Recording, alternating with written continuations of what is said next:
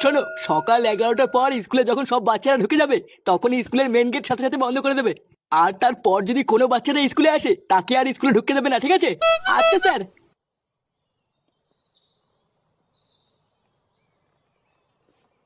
Sir ভিতরে আসবো? হ্যাঁ আসুন, বলুন কি বলবেন। ইয়ে না মানে স্যার তেমন কিছু না, আসলে আমি জানতে চাইছিলাম আমার ছেলে ফাটা স্কুলে কোনো দুষ্টুমি করছে না তো।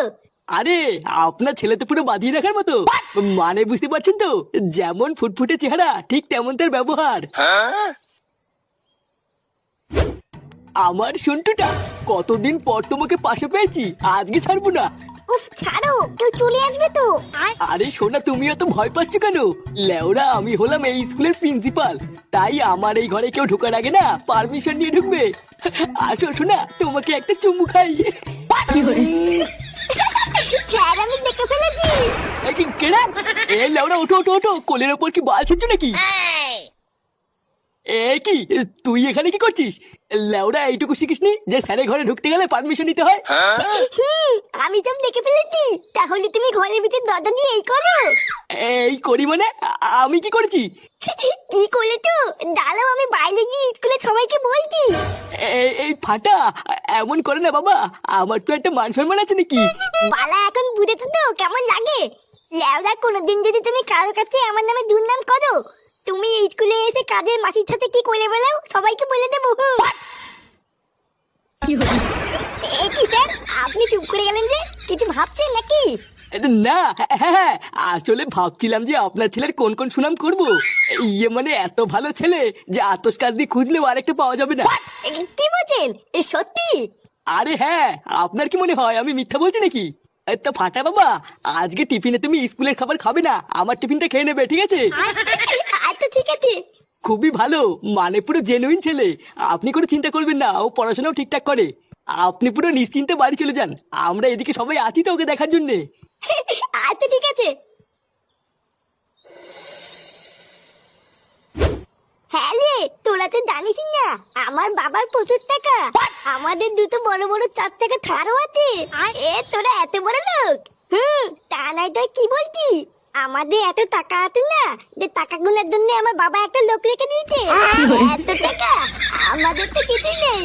আচ্ছা তোদের যদি এতই টাকা থাকে তাহলে স্কুলে আসার সময় হেঁটে আসিস কেন? আলি পাগল, তুই বুঝবি না, এটা হচ্ছে বড় লোকদের ব্যাপার। সব সময় কি গাড়িতে আসলে হয় নাকি? একটু হাতলে শরীর ভালো থাকে, জানিস না?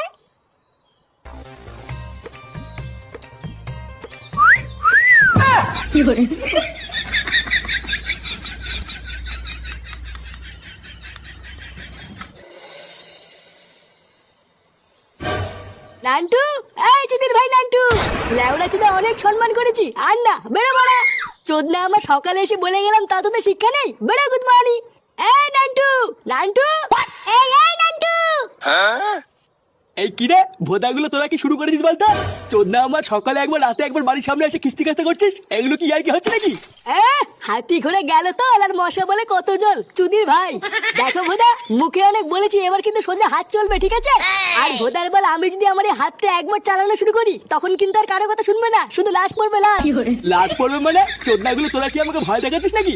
ভোদার বল বয়স হয়ে গেছে, তাতে কি লুঙ্গির ভিতরে মাথা ঢুকিয়ে এমন মোচড় মারবো না ছটফটি মরে যাবি।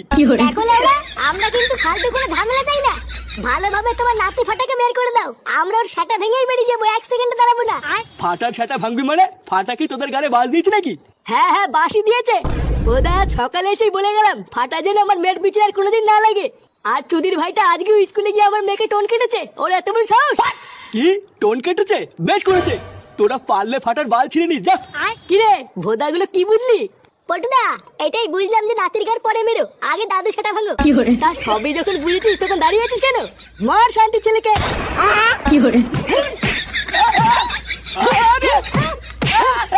কি